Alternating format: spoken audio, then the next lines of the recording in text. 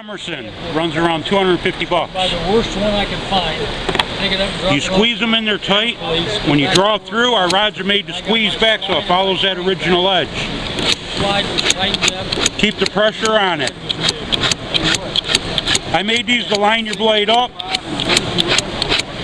and it takes very little to no steel off a knife. Yet you'll take a good made knife shaving sharp.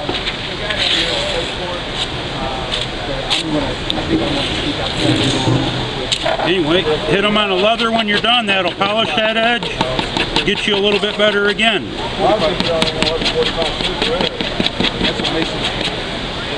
You can see it, don't scratch the sides. Here's your knife, what do you think?